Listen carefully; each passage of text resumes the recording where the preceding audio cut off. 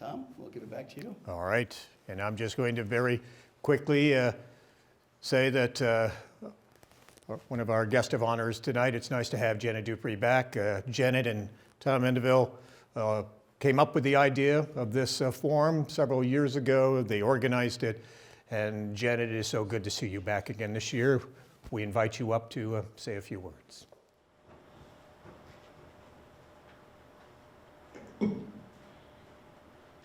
How come everybody's always so tall, much taller? Before we begin the Women in Local Politics event, it is my honor, and after we do that, we will invite any guests to ask questions, and we got 3 great ladies here who can answer questions. I don't know about me, but they're good.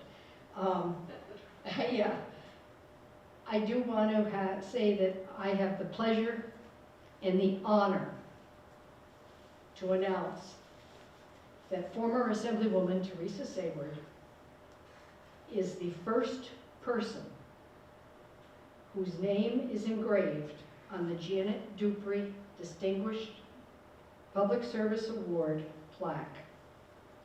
Her daughter, Wendy Sayward, is going to say some words in honor of her mother's decades in public service.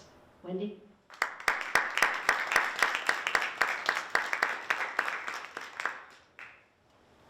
Good evening. My family and I would first like to take this opportunity to thank Janet, the community, our friends, and our family. It's a great honor to recognize our mom in such a distinguished public servant. As many of you know, my mother and Janet shared many of the same political values. Throughout my mother's political career, which started on the town zoning board and led to the town board, town supervisor, county chair, and ultimately assemblywoman, she consistently spoke in her soft but determined voice. Her perseverance and intelligence projected her voice in the day of the good old boys. A public servant at heart, some of my mom's very first accomplishments consisted of a new local water and sewer treatment plant, revitalization of downtown Willsboro, the acquisition of Noblewood, the largest public beachfront on Lake Champlain, and in 2002, she was awarded the title of Outstanding Local Official by the APA Local Government Review Board. As Assemblywoman of the 2nd largest district in the state, she advocated for lowering healthcare costs and property taxes, supported state budget cuts, and was a supporter of small businesses. She was a multifaceted politician that stood up for her beliefs in women's rights and same-sex marriage. She gave a compassionate speech on the assembly floor that led to the passing of the same-sex marriage bill in New York State and national support on the issue. A true self-made public official, she's the most amazing person we've ever known. She wrote her future in pencil, editing along the way to achieve the greatness that she did, and she still erases to this day. We are blessed to have shared her with you all, but now it's time for us. She now has more time to celebrate her greatest accomplishments. Her husband, Ken, of 62 years, her 4 children, her 8 grandchildren, and 15 great-grandchildren. We love you, Mom.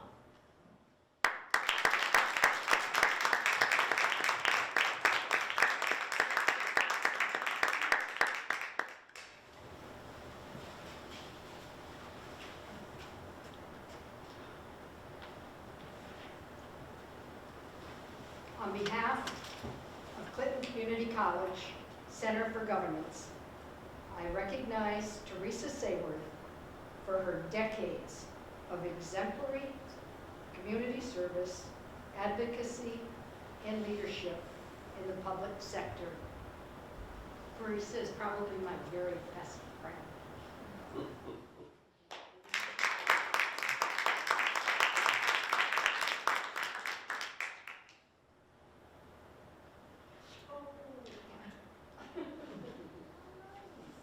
Teresa's name is the first one here on the top of this great plaque.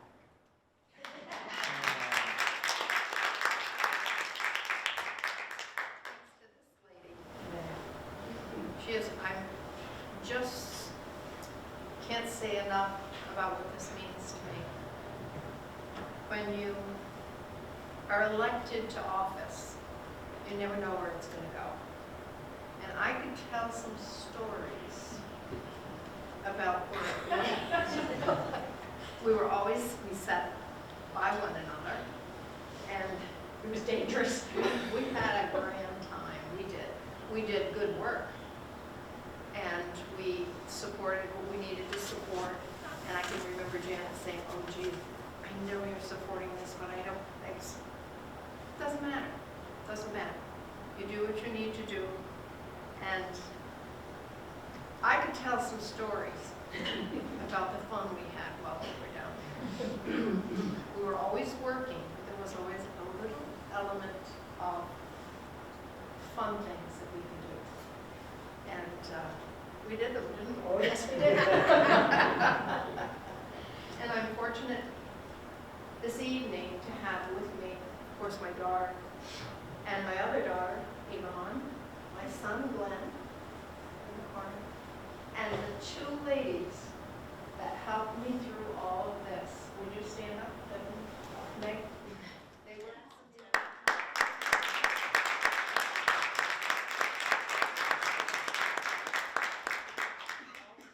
They worked in the office in Albany, and they also worked at our office in Glen Schools. And we had good times, but we did a lot of good things. We truly did. We did a lot when we were there. We were always taking the votes that everybody told us, don't take those, you'll never get elected again. They kept electing me. I think they couldn't find anybody else. I was right there with you. And we still, this I have to tell you, we have a name for ourselves. We call ourselves Snarky and Hutch. And I'm going to let you all guess which one is Snarky.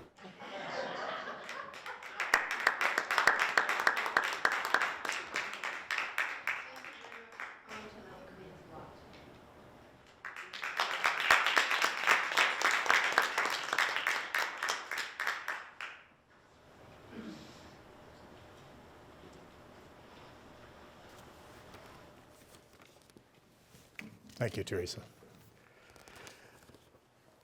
We are going to have our invited guests come up and get on the stage, and while we're getting up and getting situated, we're going to have Janet come back up to the microphone, and she's going to kick things off tonight.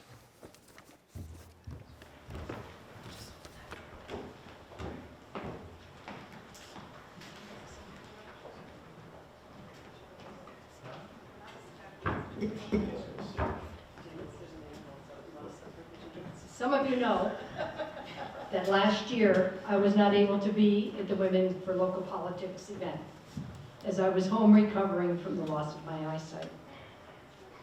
My daughter Michelle and her husband Robbie came to our house and presented me with a plaque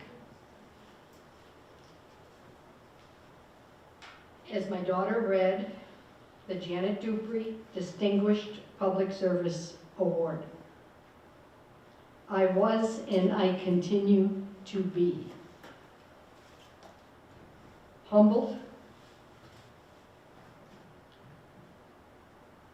grateful, and overwhelmed.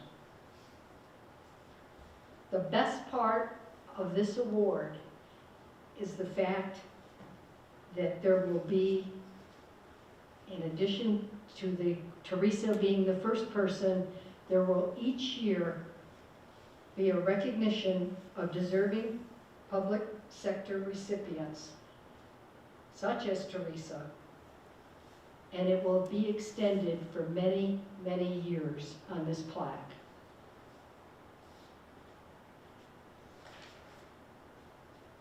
I'm going to take just one more minute to thank some very, very special friends. Thom Hallock, moderator extraordinaire, and the sources of the Clinton Community College Center for Governance, Tom Mandeville, Steve Frederick, Michael Cashman, and Chris Drennan. It has been such a pleasure for me to get to know all of them, to work with them, and I am so fortunate to be here tonight. So let's get started.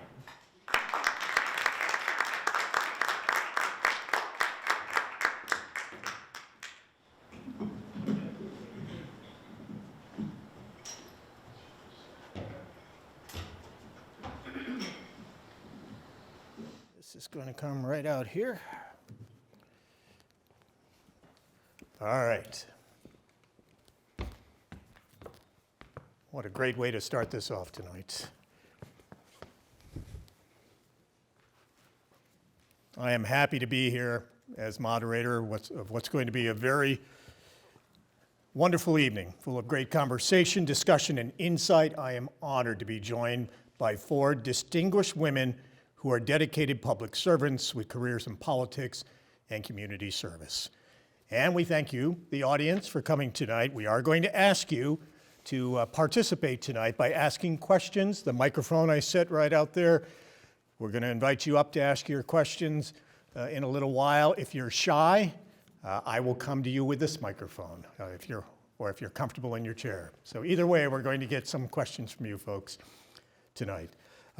It is indeed my pleasure to honor to welcome our guest tonight, Assemblywoman Janet Duprey. This forum, as I mentioned, was her idea, along with Thom Mandeville here at Clinton Community College a few years ago. They made it happen.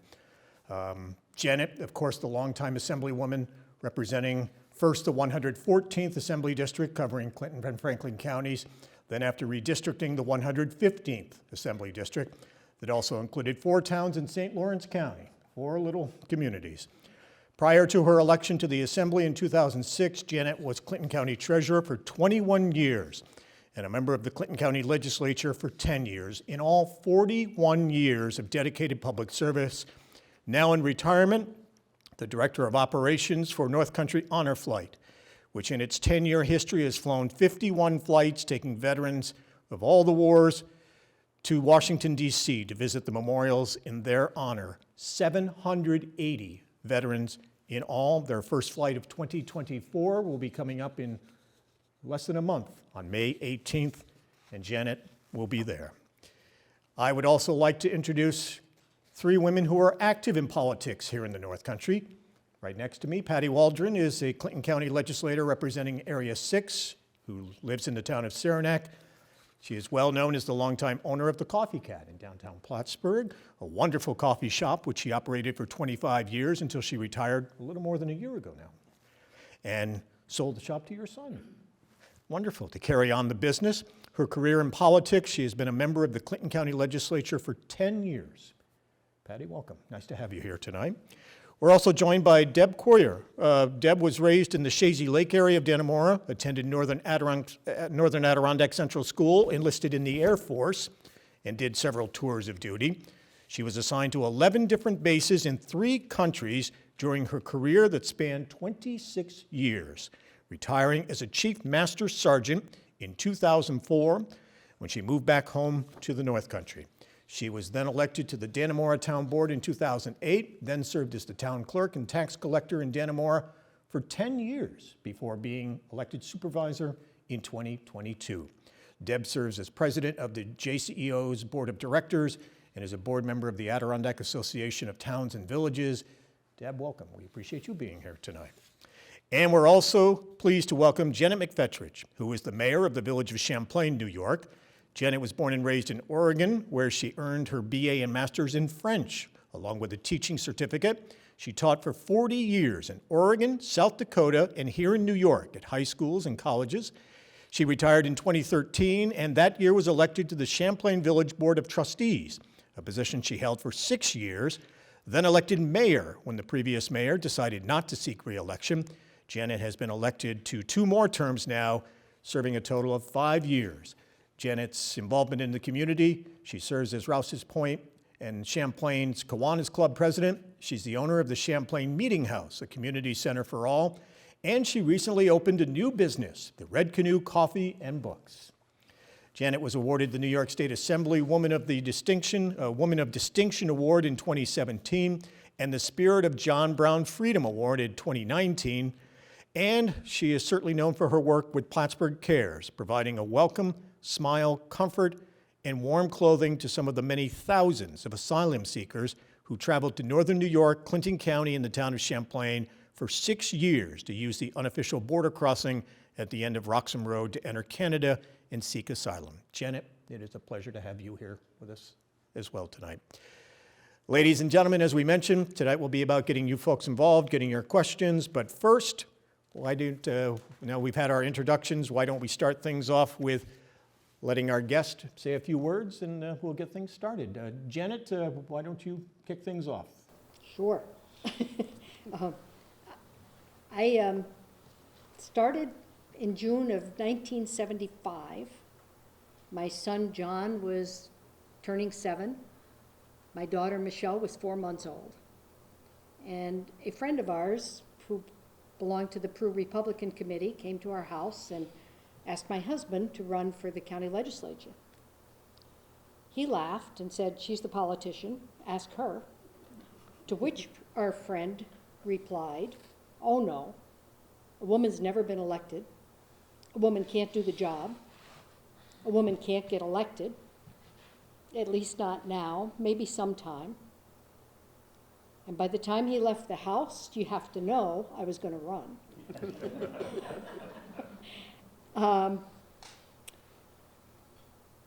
So at that point, I ended up being elected. I was 29 years old, the youngest woman elected, I think still the youngest person elected to the county legislature. I never intended to serve for 41 years. But as we moved on, I found some really interesting experiences. I think in 1976, in January, just soon after I had been elected, obviously, in 1976, the night of the swearing-in ceremony, the chairman of the board said to me, "We don't want you here, you don't belong here, and we're going to get rid of you in 2 years." How'd that work for him?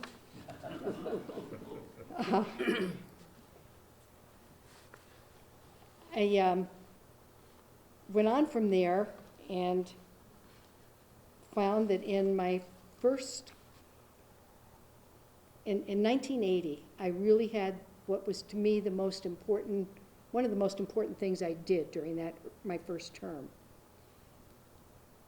And I got a phone call one day from a woman who identified herself as a matron in the county sheriff's department and asked if I would meet with their group.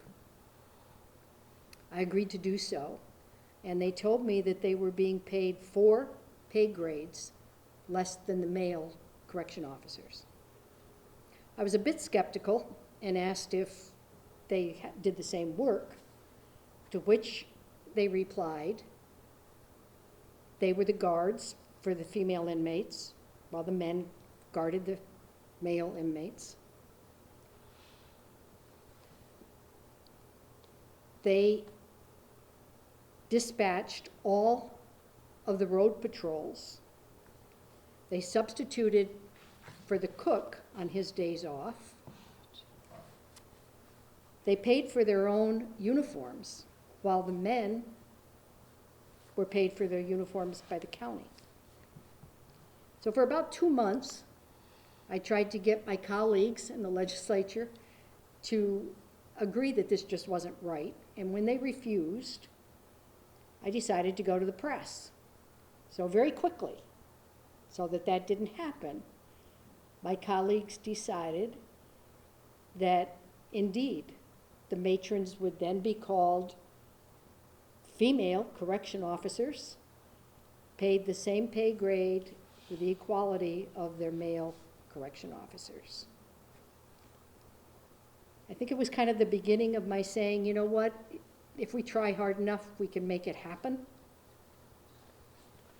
I was fortunate to develop good bipartisan relationships with some of the legislators, both Republican and Democrat, who supported me and mentored me. In 1986, I was the first woman imagine that, to be elected to a county-wide position. I served as a county treasurer for 21 years. My staff and I went from calculators, pencils, and erasers to computers, thanks to the training at Clinton Community College. We developed the first accounting system, and perhaps the most critical thing I did for many people was to establish the installment payment of taxes. In 2006, after 31 years of politics, I was tired and I was ready to retire. I still haven't figured out whether it was friends or foes who convinced me to run for the state assembly, taking out a 20-year incumbent assemblyman. There was supposed to be a primary. He pulled out. There was no primary. I won the election. In January of 2007, I became a New York State Assemblywoman. My 10 years there in Albany were the most difficult, discouraging, and the most rewarding years of my career, and even I don't think that makes any sense. Teresa was in the assembly before me. She represented the 113th Assembly District, as I represented the 114th in Franklin and Clinton counties, and redistricting changed that, as Thom has already mentioned, to include 4 towns in St. Lawrence County and the 115th Assembly District, which it remains today.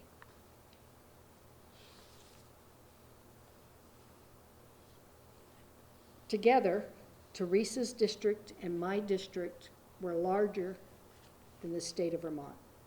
I think we both traveled well over 100,000 miles every 2 years. I'll never understand why there's 2-year terms, but it's not up for me. My earlier bipartisanship served me well in the state assembly. Teresa and I both worked across the aisles. When Teresa retired, I was often the only Republican meeting with Democrats in the committees. We got things done. I always mentioned that the differences between New York City and the North Country.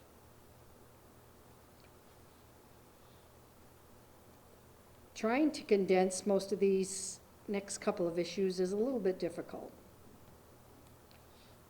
In 2006, I opposed same-sex marriage, supporting civil unions. In Albany, I was handed a pamphlet. As I read it, I found out there were thousands of restrictions for civil unions. What really changed my opinion was the many parents I met with who asked me to please, for their gay and lesbian children, give them the same rights as their siblings. In 2011, the same-sex marriage bill was passed. In spite of lots of death threats, I believe I'm on the right side of history. Starting in the 1960s, I supported a women's right to abortion. When my close Republican colleague, Teresa, and others retired, I was the only Republican to speak on the assembly floor for a woman's right to choose. 3 Republican women called for a press conference against me. The death threats picked up as my lawn signs were spray painted baby killer,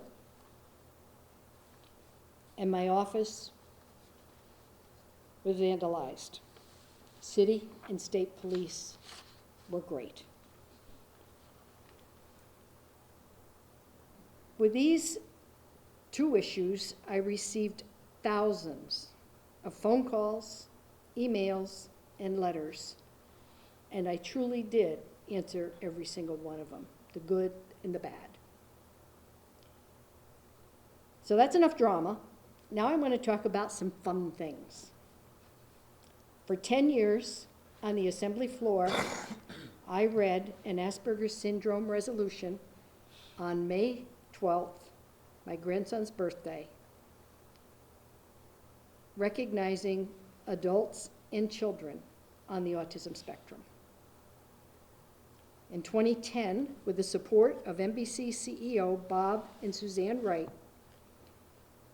we passed the autism insurance bill, providing lifetime coverage for all ages of people with autism spectrum disorders. I wore this pin every day. I still do when I dress up, which isn't often anymore.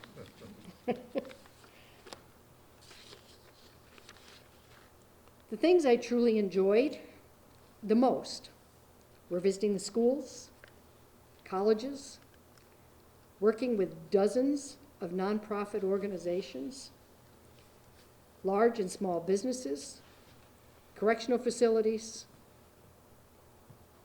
I welcomed and introduced many people from the North Country on the assembly floor.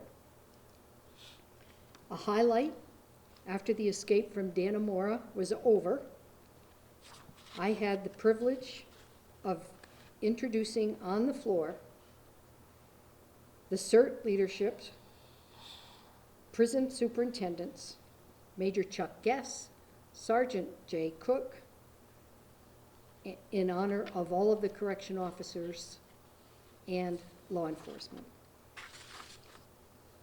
In 2016, I was honored to be the commencement speaker of my granddaughter Lacey's high school graduation.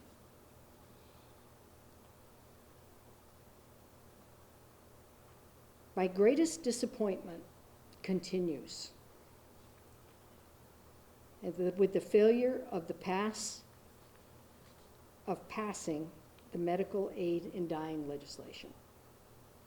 72% of New Yorkers support passing that legislation. I have advocated since 2015, and just recently, the Medical Society of New York endorsed the legislation. Michael Cashman brought me to Albany a few weeks ago, and we spoke with many Republican and Democrat members, urging them to step up and pass this legislation this year. So I don't have to go back to Albany. I'm done. Thank you, Janet. I should have probably had you take this mic. Could you hear Janet okay, or? Okay. Janet, why don't we start with you, and if we can't hear you, I'm going to give you this mic, okay? So, well, is this a big resume, or is this just asking about how we got started?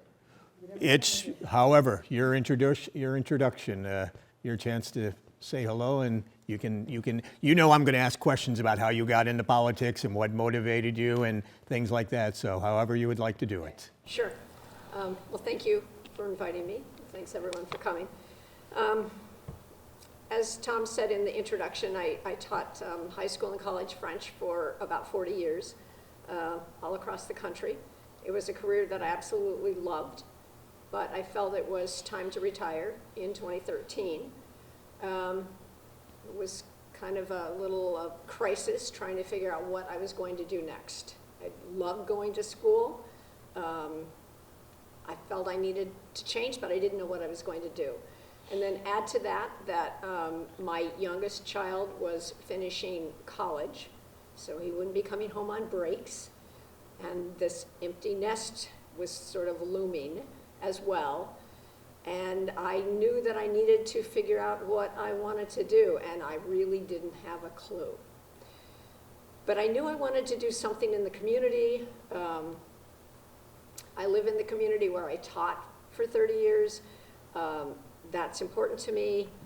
And sure enough, the mayor at the time, Greg Martin, came to me and said, you know, there's an opening on the village board. I think you'd be really good for that. I'm like, wow, I don't know, you know, an election?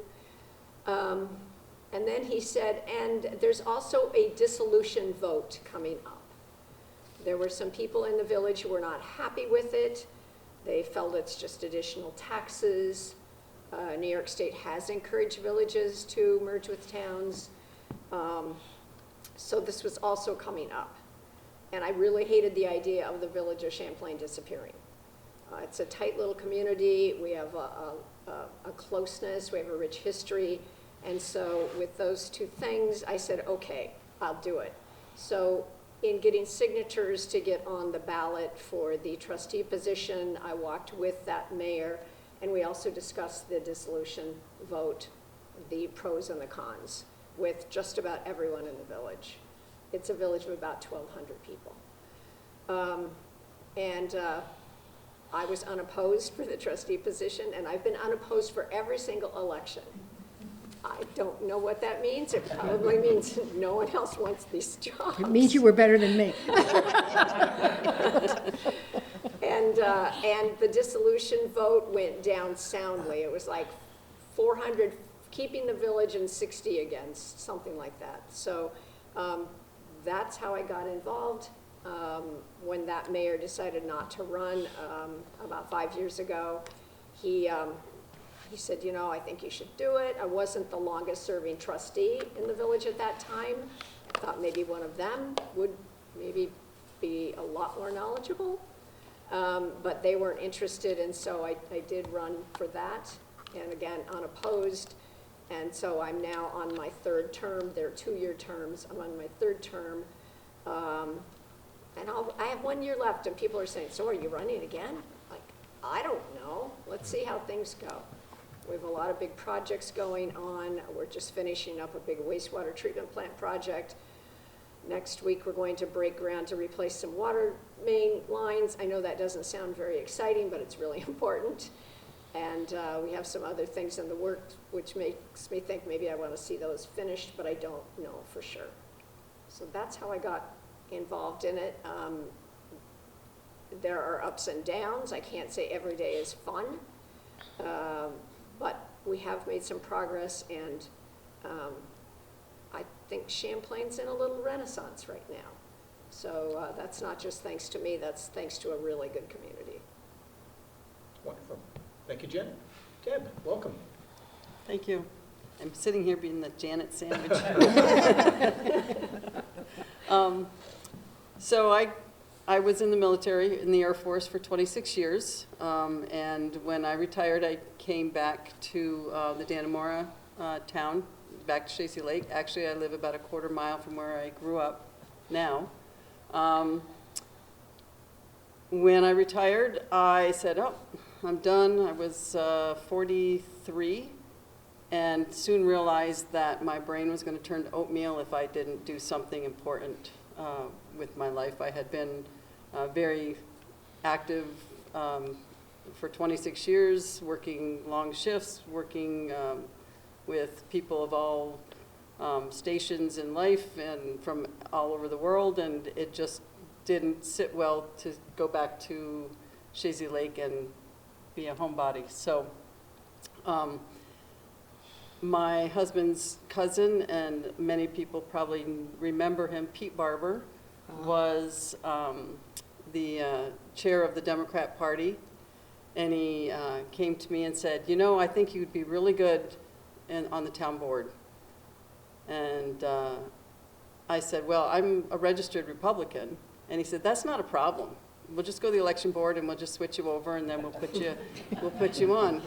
And so I realized, I mean, I knew then that at the town level, whether you're a Democrat or Republican, doesn't matter. It's what you're doing for the people there, no matter what party you're in. So we did. He brought me to the election board, and I registered Democrat and ran for the board and was elected.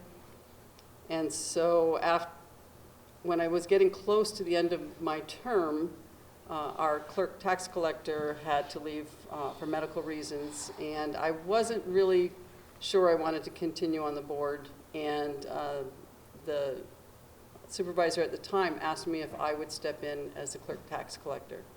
So I did, and I really liked that position. Got to do a lot of FaceTime with people, a lot more than on the board.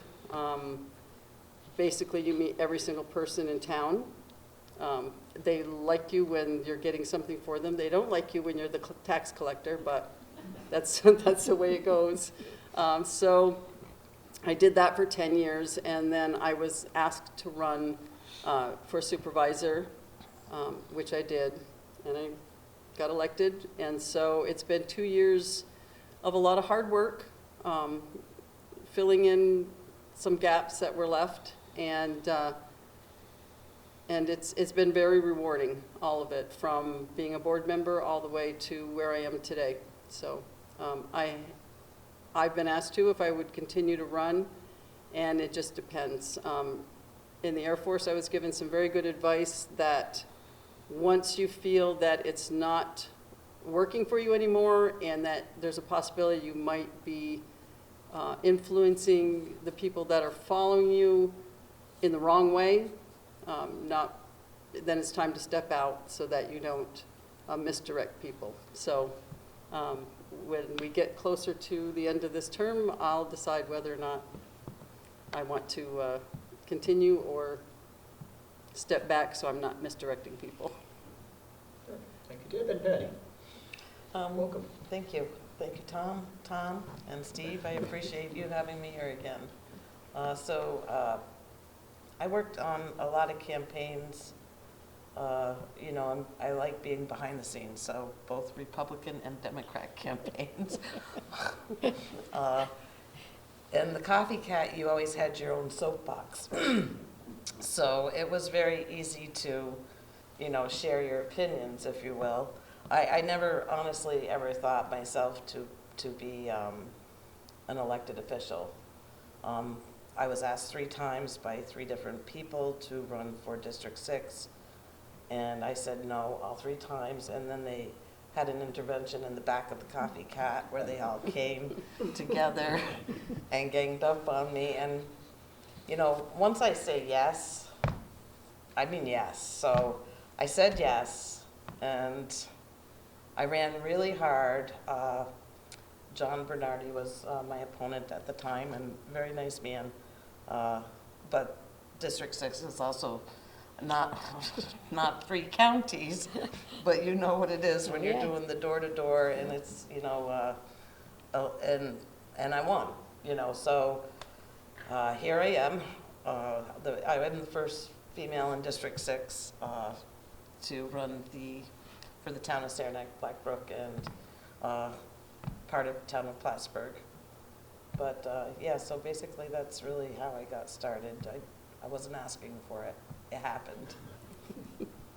That often happens. And you've been the only woman on the legislature for, what, 10 years? Like I said, I asked for it. Well, we've I talked did the about first 10, you did this 10. Thank you. We talked about how everybody got into politics and kind of what motivated you to run. And we'll go right down the line for everyone. Was there one particular issue near and dear to your heart that was part of your decision to run for office and get involved in local government? Or was it several issues? Or was it just the time presented itself and you thought it was the right thing to do? Janet, why don't we start with you? Well, I think it's what I said in the beginning of this. I got involved because I was just angry at the guy who said that a woman couldn't do it. You know, I was young, I was clueless, had no idea what I was getting into, but I just felt that if some guy can do it, I can do it. And I went from there. I can truly never, in my wildest imaginations, would have expected to be silly enough to do it for 41 years. Janet. Well, I think originally it was that dissolution vote that encouraged me to get involved, but there was also I don't know if anyone knows the history of Champlain. It used to be a really, really beautiful village. And all of the comments from the residents were, well, Champlain used to be nice, but now it looks like a dump. And I was just, that made me angry. And I thought, I think I can do something about this. So if we work together, we can do something. And I think that's probably a big motivator. Thank you, Deb. Well, for this position, I'm sorry. stop laughing. I just saw a need to do some things that hadn't been done, to mend some bridges, to really put Dannemora back on the right track as far as what we were doing for the community, the whole community. Dannemora is a very small town, but it's spread out, and it's kind of has little pockets of community, and depending on who's in office at certain times, they're more concerned with their little pocket, and the rest of the town just goes wanting. It was kind of an advantage to have been gone from my town for 26 years and coming back, because I really didn't have a clique that, you know, people whispering in my ear, this has to be fixed, or why don't you spend more time on this area? And, you know, I didn't have an agenda. I didn't have any axes to grind. It was just, I wanted to do something that would benefit everybody. So that's why I stepped in. Patty? So I think one of the main issues, first of all, when you're campaigning, you'll find out what the issues are very quickly. And some of them are very obvious, while some of them are not so obvious. Broadband was an obvious one, and I think Deb could relate.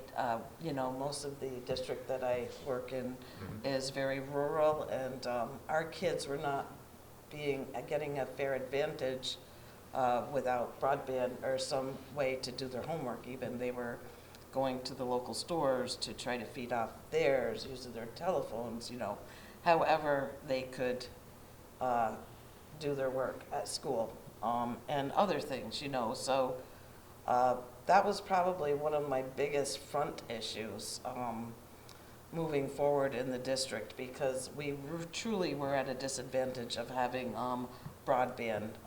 Luckily, with the help of, you know, the state and the town supervisors, I mean, everybody really pulled together. And interestingly enough, in order to have that happen, it was the town supervisor in Saranac at the time. There were bids coming out, and the surveys had to be filled out online.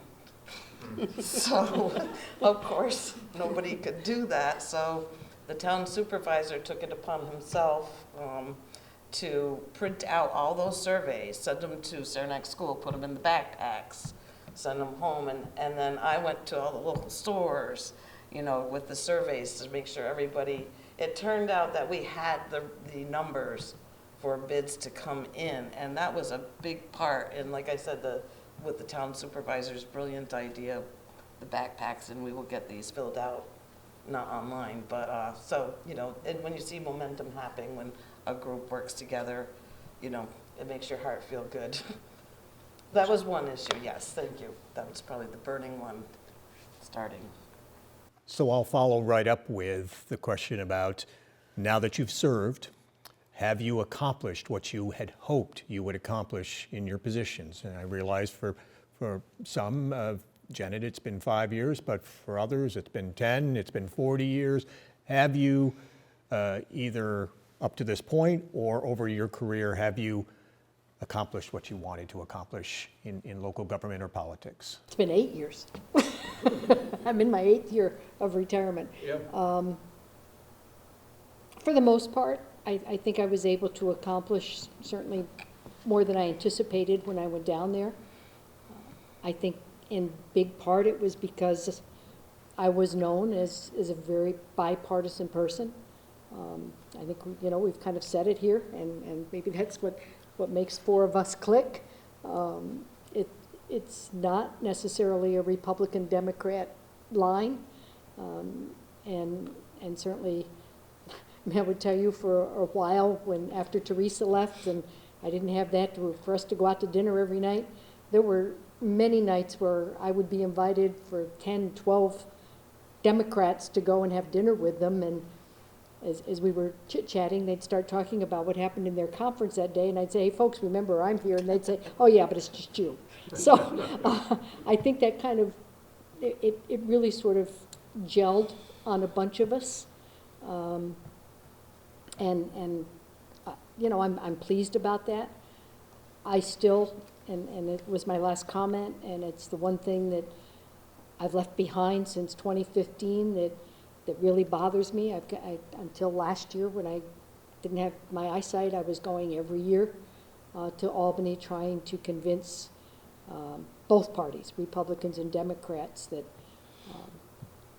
people should have a right to choice at the end of their life. And I really hope the medical aid and dying legislation gets done this year. It's beyond the time. And, you know, my parents had horrific deaths, and as did many other families and parents. And that's my biggest disappointment. Deb, have you accomplished what you had hoped? I'm getting there. I'm getting there. I am amazed at how slow some things take. In the military, if they tell you to do something, it gets done right off. And I realize that the wheels of government don't move as fast. There's too many stops in between the request and the product.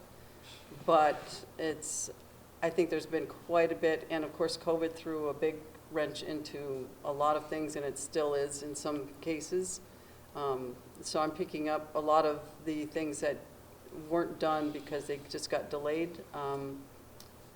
We have a big sewer project in the hamlet of Lion Mountain that started in 2019. Had COVID not happened, it'd be done, but it's scheduled to be done by the end of 2025. So some things are just taking longer than I would like, but I'm an impatient person, and but it's getting there. I'm halfway through the first term, and I think I'm on the right path. Thank you. Janet? Well, I'll echo what Deb just said. Government is incredibly slow. We have accomplished a few things. As I mentioned, the wastewater project is almost done. It's been 3 or 4 years, and yes, COVID did slow it down. But we have several other projects that are ongoing that will take at least that much time. So I definitely think we're on the right path, and I'm happy with the progress, but I can't say that there are a lot of accomplishments that are really done. And Patty, you talked about broadband, but your 10 years on the county legislature, have you accomplished what you were hoping you would when you set out? I think that, yes, I've accomplished some, but of course, it's not as easy as you would hope it would be to accomplish other things. I think uncomfortable conversations, we could do better as a county to have them, especially when we're relating to the public. And, you know, no one likes uncomfortable conversations. I certainly don't. But if it has to be said, I will start that conversation. I think one conversation that we really don't have enough as a whole, because it's uncomfortable, would probably be the opioid crisis, and actually just the prescription drug abuse that we have in our communities, and the overprescribing of you know, pills to our youth.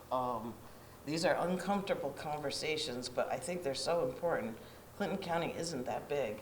You know, I'm not saying let's save the world, but we certainly could have a consumer beware, you know, conversation with the public that, you know, we're being overprescribed medication, and I think we could help a small county.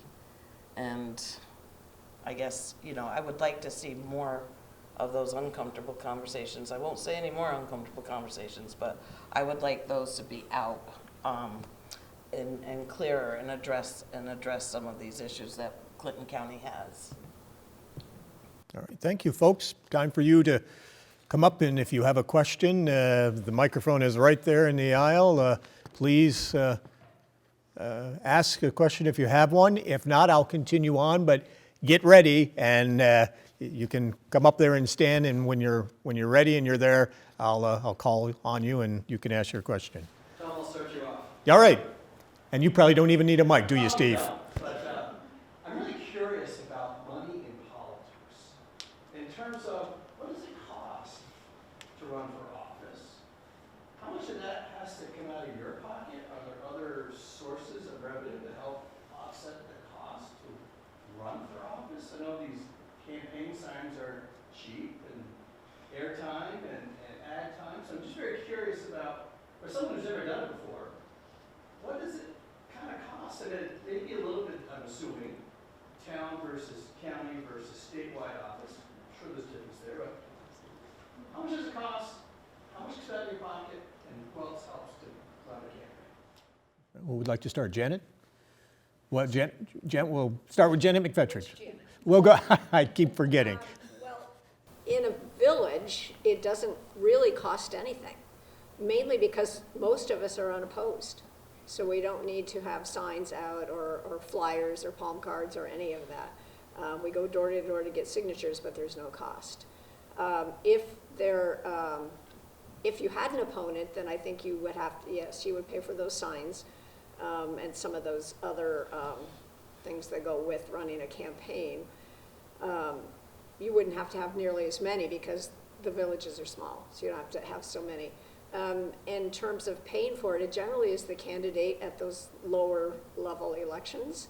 And then the local town political party usually chips in some money to help. Deb, same for you? It's pretty much the same. Our town is actually not much bigger than Janet's village. We probably have around 2,000 people.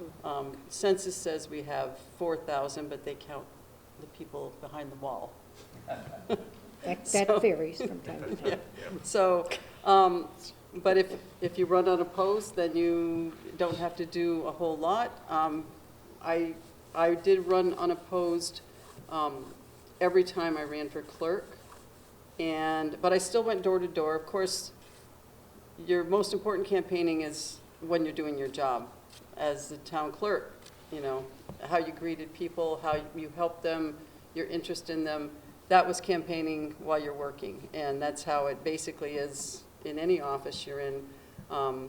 But we have the same thing. If you put up signs, that's really all you have to do. Print out your own little handouts. The political parties would chip in for the road signs or help you out there. So on our end, it's not very costly. I know that once you get to county and state, it's a whole different. We'll go right up the line. How was it for you, Patty? Well, I always had opponents. I would like to have not, but it didn't happen. So, you know, it depends. Personally, when you take money from your party, I actually got in trouble for not voting their way. So I never took money from the party again. And, you know, $1,000 should do it, you know, if you work hard. So you're going to need your pamphlets, you're going to need your signs, you're going to need social media, and you're really going to need to hit the ground running. You know, the county legislature position doesn't pay a ton of money, but you do have to win it. So your opponent might be outspending, you know, outspending you. So you figure out ways to you know, move forward. And it always feels better when you win your election by yourself. You really don't want to owe people anything. And that's my personal opinion. It feels better. I understand when you get to more expensive campaigns that it will be necessary at that point to run. But as far as county legislature, if you can run it on your own, You know, do it. Have your party support you. Hopefully most of them will love you. Some of them will not. But once you get your endorsement, just go run your campaign, and the rest of them will fight over the money in the pot. So.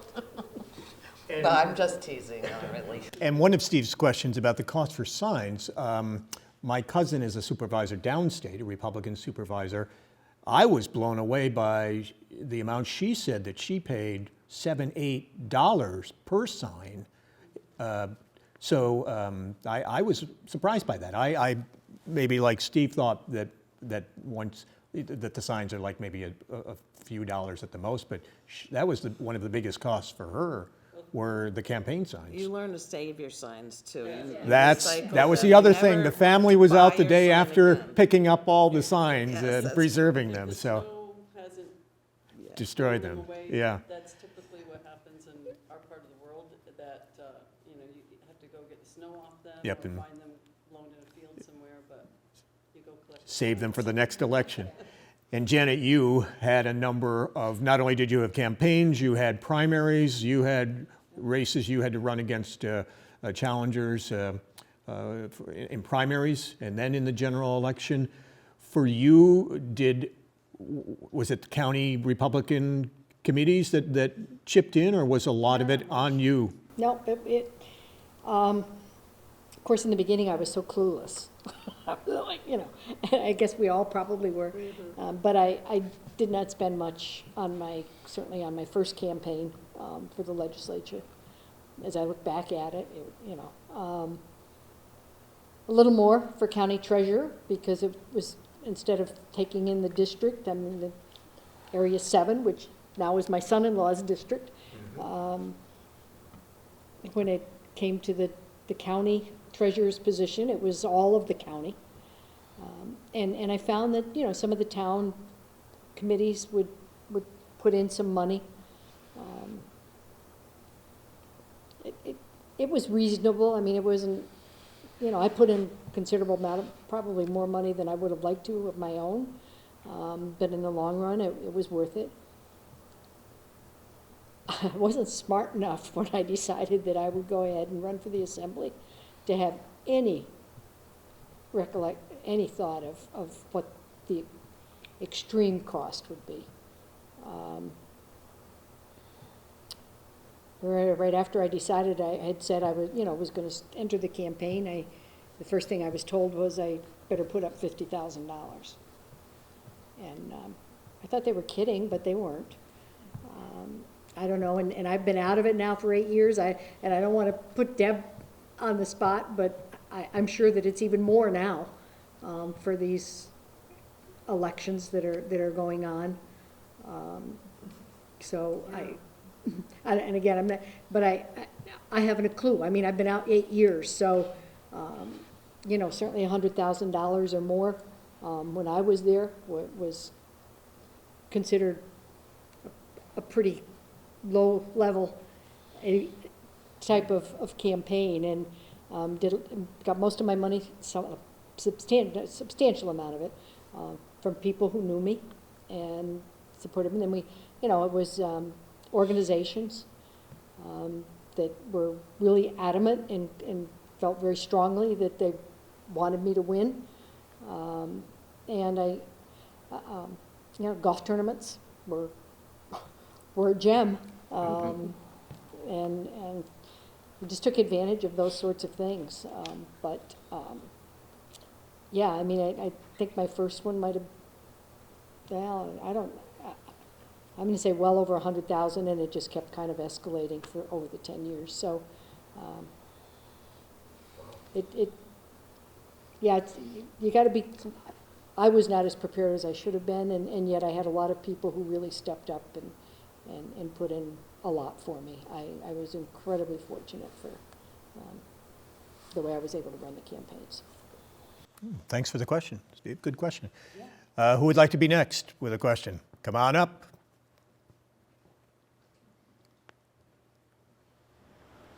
I'm going to try to speak like this because I hate using microphones. Just make sure Everybody can hear you just fine. That's good. So I'm one who has a knack for historical preservation. Jen, you and I have talked a couple times of the depressing yet beautiful site of Champlain Town Meeting House, really right across the street from me. What have you seen in your time that has gone towards historical preservation, even some of the more smaller, I guess I can say, monuments throughout Clinton County? Because I'm sure, as we all know, New York State is notoriously horrible with historical preservation, especially up here. They care more about the city. All right, well, Janet, why don't we start with you?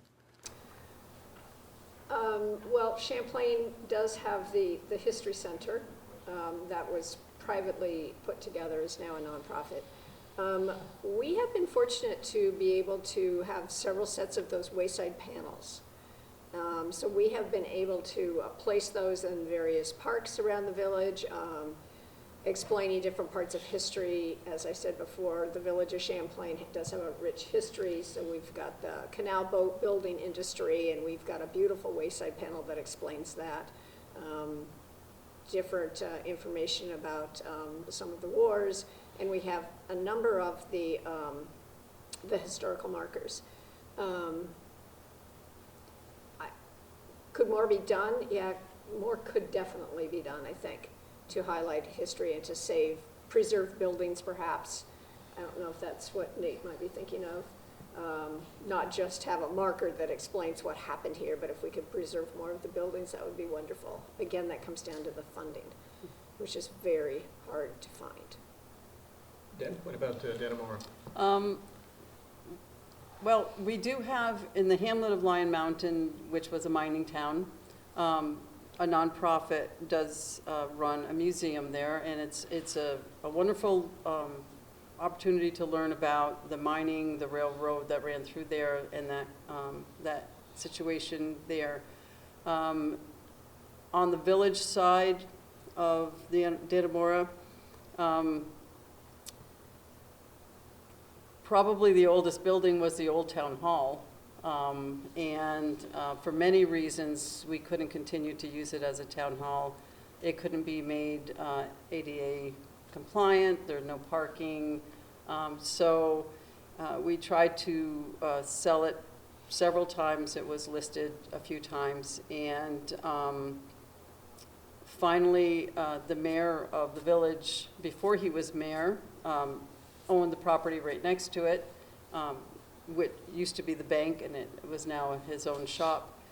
We offered it to him, as he was probably the only one who could actually use it for anything, because it was right there.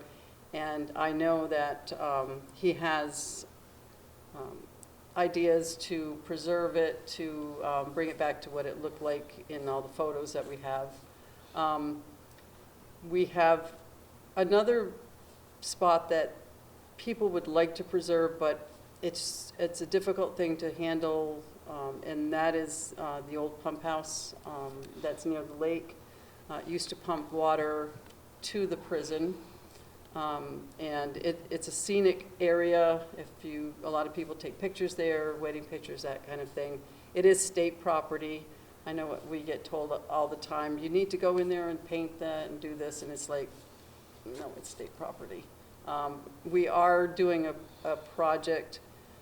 The property that is immediately to the south of it was actually, it's a small lot, but it was actually donated to the town in 1946 as a veterans park, and it was never recognized as such. So when I got in office, that was one of the first things. These people gave a very valuable piece of property to be used as a veterans park, and it hasn't been. So I got a grant from the Lake Champlain Basin program to do something there. We're going to put in some rain gardens. We're going to put in some area for people to go in and look. We'll describe plants. It's kind of a two-phase thing, or a two-sided thing, because we want to recognize it as a veterans park, but we also want to use it as an educational area for people to learn how to preserve shoreline and property next to a lake. So we're hoping that by the end of this summer that it's going to be a place where people want to go to picnic, to look at things. We'll have the memorial, a plaque showing that it is a veterans park and who donated it, and so that's kind of a preservation thing, the property near the lake. Wonderful. Great. And Patty, the county level. Yeah, so the county has a county historian, and, you know, I think the research just by itself, there's, 17 towns in Clinton County, and there's a lot of history here, but research and funding is always going to be the issue. And you can research, and many people will claim history, but then you're gonna have to prove it, and then you're gonna have to have funding to preserve it. So there's a lot more to it. We would go to the state and ask, can you help?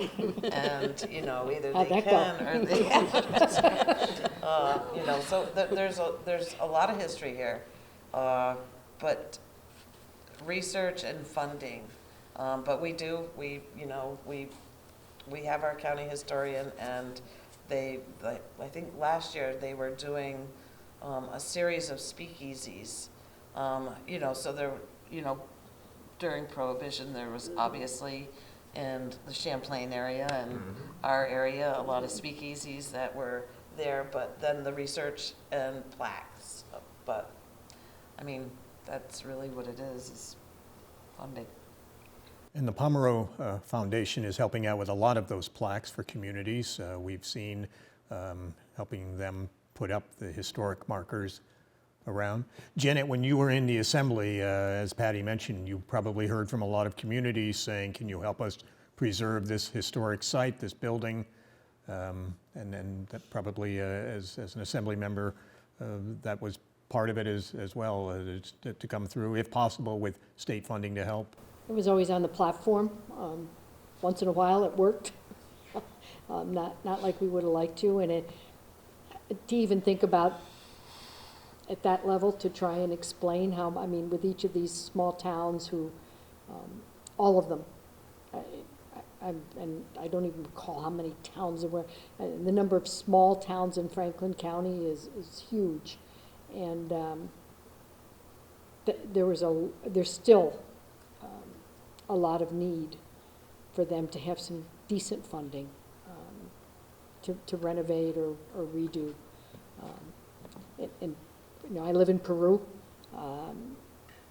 There was a place called Mason's Mills that shut down years ago, and thanks to some folks, they have, and the town board, they've put in money, and it's a beautiful walking park, and they put up a new renovated area for people to go inside and see history, and that's good, but we don't have enough of it. There's no way there's enough of it, and most often, unfortunately, that's not the top of the list for most, because every community, I think, has so many needs. When you start competing it with water and sewer and underground electrical things, it just Infrastructure, it's very, very difficult to make the mix. Good. Well, thank you very much for your question. Who else would like to ask a question? All right, while you're thinking about it, I'll ask a few more, but we're going to come back to you. So let's talk about the challenges. Has it been difficult at times being a woman and having the majority of your colleagues on whatever board you're serving on or in the legislature be men? Patty, I'll start with you, and I'll start with Patty because we know that after Sarah Rowden left, during your 10 years, have you been, other than when Sarah Rowden was there for a short time filling in for Colin Reed when he left to run for mayor, have you been the only woman serving on the Clinton County Yes, legislature? I have been. Yes, there was 3 months that Sarah stepped in to hold a seat. But yes, so.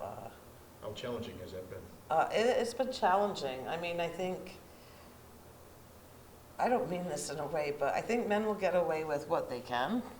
And so showing your grit and, making it known that it wasn't just something I was saying, like I actually mean it. I think that was probably the best way to say it. And they don't mean it. They're wonderful men.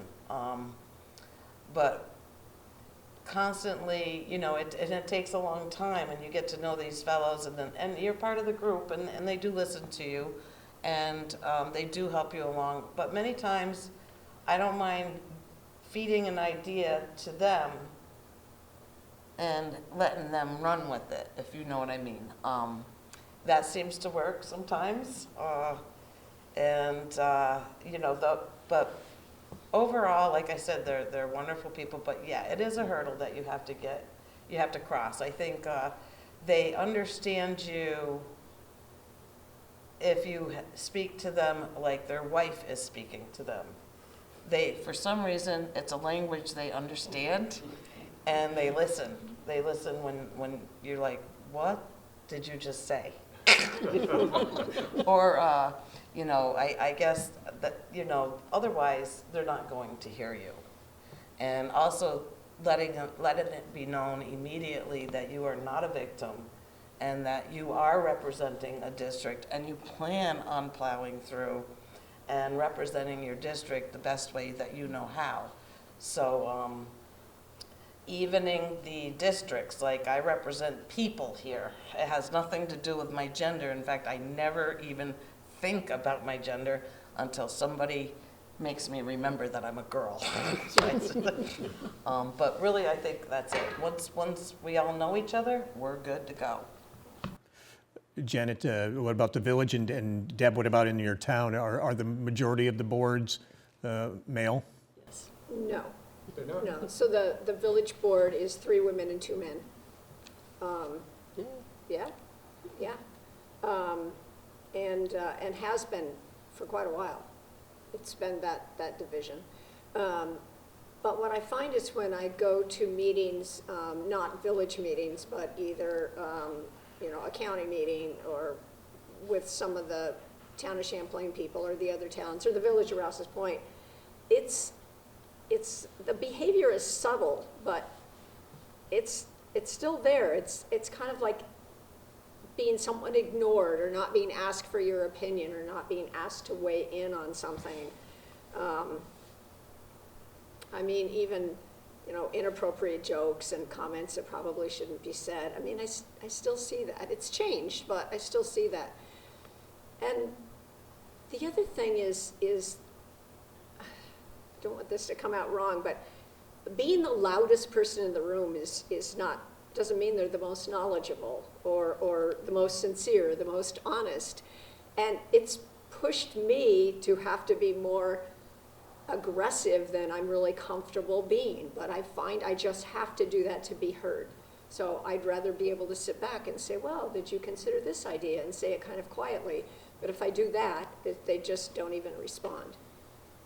So it's changed my behavior a little bit. Deb, what about for you? When I was on the board, there were another woman on the board. So for a few years, there were at least 2 women on the board. And then for the past 10 years, once I got off the board, there weren't any women there. I was the clerk tax collector. I sat at the table, but I didn't have a voice. And I find that a lot of it is generational. If somebody is my parents' age, then it's kind of like, oh, honey, you really don't know anything about that. And I think my time in the military kind of helps with people my own age and people younger. And there are times I've had 2 different people that I've worked with who just didn't think I knew anything about anything, and so you just have to prove them wrong. And if you have to do it in public, then it's only done once.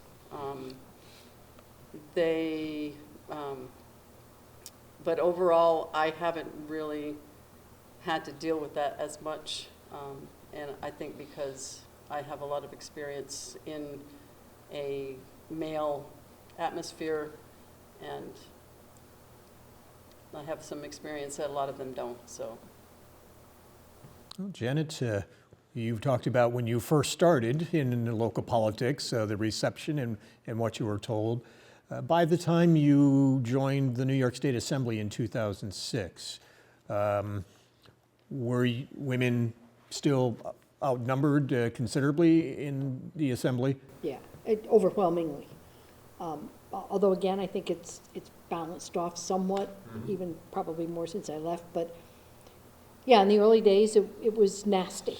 It's the one word I would really say. I would walk into the meetings at night, and there was one member of the legislature who would say to me, "Well, here comes the little girl." Lasted about a month until my Irish kicked in, and it stopped. But there was a lot of it. I mean, it was, if you wear your skirt a little bit shorter, we'd all be happier. Honey, did you bring cookies today? When they got really angry with me, they'd all take out cigars. I mean, that was when everybody was still smoking. When I moved on to the county treasurer, I mean, I sat in homes with people when I was running for the county treasurer, and the guys would say to me, "Well, I won't ever vote for a woman." And I said, "Well, my opponent is a woman," and he said, "I won't vote for either one of you." So that kind of kept rolling out. Truly, when I got to the Assembly, I found very little sexism, very few comments. It was a pleasant surprise to me to see that there was a totally different level, for the most part, for almost, I would say I was very comfortable in the Assembly more than I had been certainly in my earlier days. So, Well, in 2024, we have a female governor, state of New York. She made history being the first elected. We have a female leading the New York State Senate as well, as the majority leader. We have 126 members in the U.S. House, 25 members in the U.S. Senate. In 2024, have we made advances with women getting involved in politics and being in office? And do you see it only growing from here? Or do you still see it as a challenge, and that could be frustrating or even a turnoff to women wanting to get involved in politics and wanting to run for local government? I think sometimes it's a real challenge, and I think, and listen, I was a subject of it. I was first asked when that same Assembly member who served 20 years before he left, when he was wanted to run. I had many people who were really adamant that I should run instead of him, and as much as I thought about being in the Assembly, I wouldn't do it because my daughter was 10 years old, and I wasn't going to spend my time in the Assembly. And they got furious with me. I mean, it got really loud and really almost scary with the reaction I had to that. And I just felt very strongly that, and I said, I wanted to be there. She was a great gymnast. I didn't want to miss a gymnastics meet. I wanted to be there for her first date, and I wanted to be there when she broke up with her first date. And I wanted to be there for her junior prom. And I think that certainly women have a harder time in very often ways adjusting to that. Is it getting better? I guess after 8 years, I don't know. But I was pleased when I got down there, but I'd had that time frame where I mean, again, unfortunately, I lost both of my parents during that time and for terrible illnesses, but I had the opportunity to be with them, and I didn't want to give it up. And I think as I look back, maybe I was a little bit selfish about that. Sometimes I wish I hadn't waited till I was 60 years old to go to the Assembly. But I think there's a lot of different symmetrics that go on with it. Well, you mentioned your granddaughter. let me ask all of you, if a young teenager, a female teenager, that was your daughter, if a teenager came to you and asked about getting into politics and running for political office, what would your advice be to them? I could start, growing up in my generation, most mothers didn't work. They stayed home with their children. If we want to go back, because certain administrations, I think, would like to go backwards a bit, and this might be why we're seeing a lot more women, jumping into, because they don't want to go back there. They want their rights, whatever rights there are. But too many times, gifted women, brilliant women, never, ever got to see an opportunity to blossom because she was home with the children and helping her husband become better. And I don't mean that, thank goodness that, we have mothers that were able to do that. But that's hard work. You can ask probably most mothers sitting here, would you rather stay home with their children or would you rather go to work? It's very difficult to stay home with children and bake cookies and cook dinner. I don't think women today are going back that way.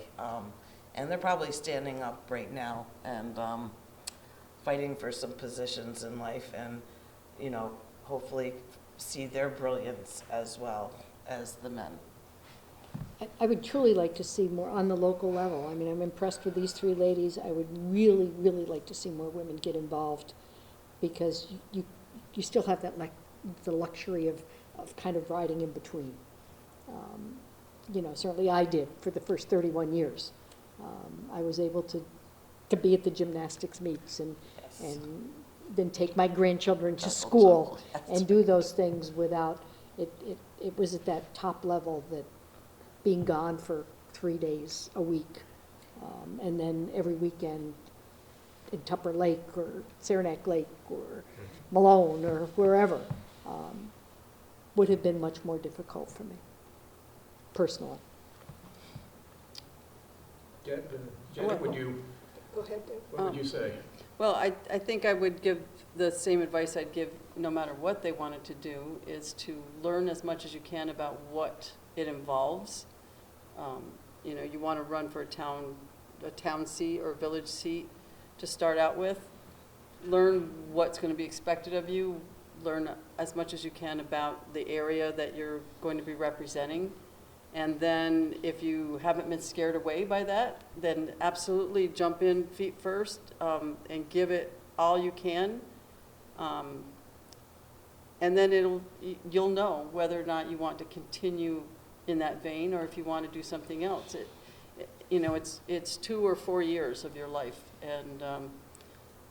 and it would be rewarding no matter if you come out at the other end saying, I'm never doing this again, or if you say, I think I want to continue and maybe take on some other challenges. People will, you'll know, and you're the only one who can tell yourself, this is good or this is bad. So I would say, once you learn what you're getting into, then go for it. Oh, I agree. I definitely would encourage women to go for it. I'd say start by attending board meetings, get a little involved. You can get on a planning board or a zoning board, or you could run for a school board, and some other ways you can start to see how the process works. We need women. We need women in this. They collaborate well. They're problem solvers. They're organizers. So I definitely would encourage them. And do it calmly. Yes. It's less about power and more about action, I think. One good thing, different than other aspects of our society, women in politics earn the same wages as men. In the state legislature, do they in the county legislature and on the town boards, do they all earn the same salary? Unlike Caitlin Clark coming into the WNBA at $76,000, and but so that's one thing. We know politics can be tough. It can be a contact sport. Do you really need to have thick skin in order to survive. Absolutely, Absolutely, yes. yeah. Probably the most important protection you need is a thick skin. And social media has made it so much worse. How difficult has it? I was going to ask, that was going to be my next question. How difficult has social media made it? Do you hear from people constantly on social media criticizing what you're doing? Well, only a select few. There's, and I've said this at meetings, and I've put it on our website, that if, social media is great for a lot of things. To solve problems, not so much. If your main goal is to complain about something or someone, then fine, social media is great. But if you really want to solve the problem, then you need to have a conversation with the people who can help you solve it. Telephone is great, face-to-face is even better. You're in a small town, you drive by our office every day to go to work or to go shopping or whatever, stop in and talk. But I wouldn't call it bullying, but it's in the same vein as what kids have to put up with at school. You have this faceless person that, when we were in school, if somebody called you a name, the 5 people that were with them heard it, and that was it. Now, if somebody calls you a name, thousands, millions of people could see it because you're posting it. So it's something that we're not going to get ahead of, but we just have to, you grin and bear it, and you answer those things that don't make any sense or are way offline, you just ignore, and those things that someone might see it and think that you're going a different way than you really are, then you have to correct it. And Janet, are you grateful that Janet Duprey, your many years in the Assembly, social media really hadn't caught on? It had started. It had started, yeah. Not as much as it is now, I think. And again, since last year, I really have been pretty reluctant to get on social media. I found that there were many times where, and again, through same-sex marriage, through some of certainly my support of a woman's right to choose, now with the Medicaid and dying legislation. Again, I have not gotten on the social media this year, but when I was, there were some really, threatening statements made, but more of it just being really, really antagonistic and very, very, very disconcerting. So I would kind of backed off from those. I would actually just, there was a point where I would say I'm putting this up for people to listen to, but I'm not allowing any context. And it wasn't so much that I wasn't happy about it, but it wasn't so much that it annoyed me as it was that they would annoy the people who were either saying, yes, we agree with you, or wanted to, that those who were really anti whichever issue it was, wanted to go after the other people who were there supporting. And I decided that it wasn't worth it. It just wasn't worth the devastation that I felt it could cause for people. It didn't bother me too much, but it bothered me that it was being done to people I knew and liked. Folks, anyone want to get in one last question? We're going to wrap it up here pretty soon. Here's the last opportunity to get in your question. Thank you, Thom. I don't think you do, no. One of the things that I personally love about local rural politics is the bipartisanship. And I believe you are all great examples of that. Either at the local level, Jan took it right to the state capitol, and it's something that our country lacks right now. We, at the local level, seem to still get it. What do you you all suggest we can do to bring, you know, Patty said we want to go back in time. If we want to go back in time, I want to go back in time to bipartisan politics. That's what makes the country run. That's why right now, local governments run much better than the federal government. Do you guys have any ideas on how to restore that in America? Thank you. I actually recommended to our congresswoman, well, I asked a question, is there a committee in the House or the Senate? Is there actually a committee that helps bridge the divide? Because we can't move forward. And I mean, we are not parties, we are people. But personally, I think there has to be a committee or some type of neutral group within to bring these sides at least to a point where they used to be able to compromise and get things done. But this stalemate is really horrible right now. And it's sad to watch because there are people suffering, waiting for answers from, you know, these institutions that need to get it together. I'll stop there. Certainly seeing a lot of gridlock. On the local level, though, has the partisan politics not entered the village board, the town board, the county legislature? Does party really not matter at this point? It really does not matter between the town and the village of Champlain and the village of Rouse's Point. Party really does not matter.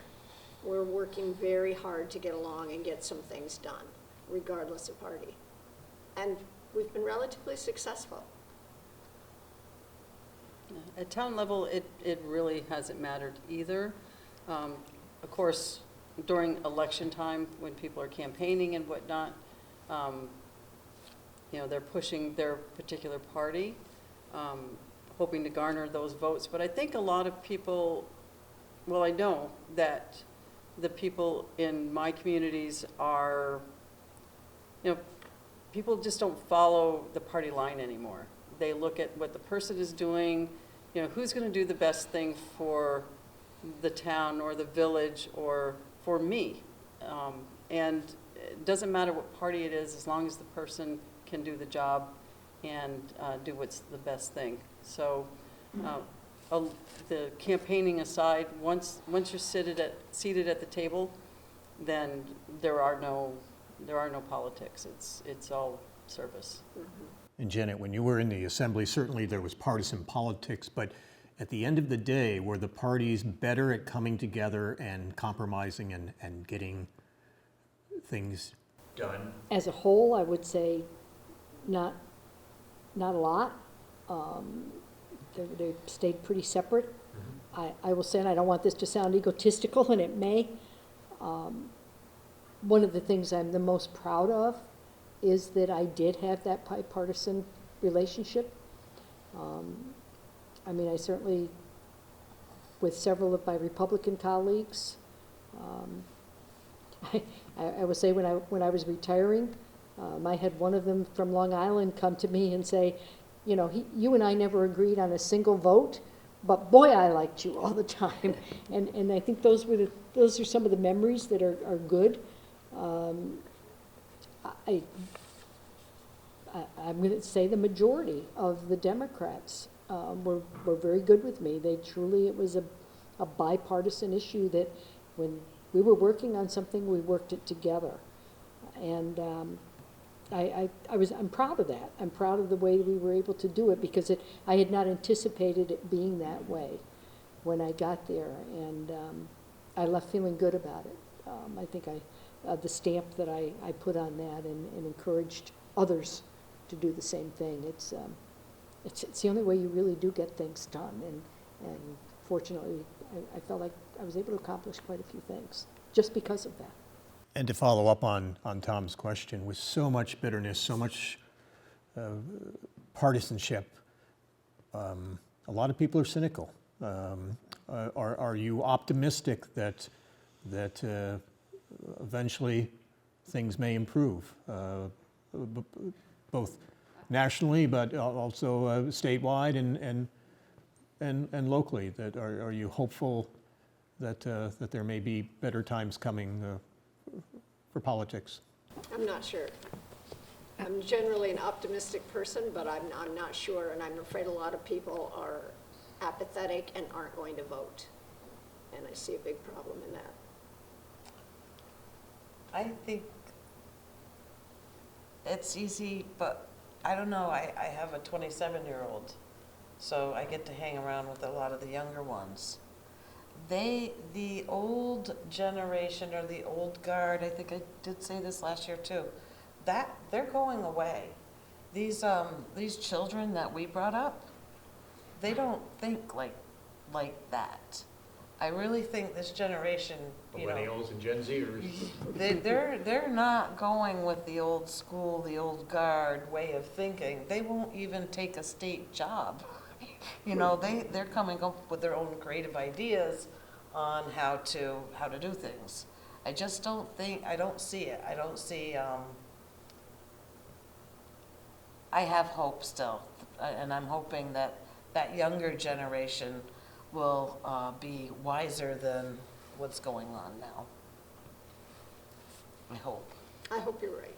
Me too, I hope. Me too. I will just say that I didn't always do a lot of smart things. The smartest thing I did was retire in 2016. It was time to get out.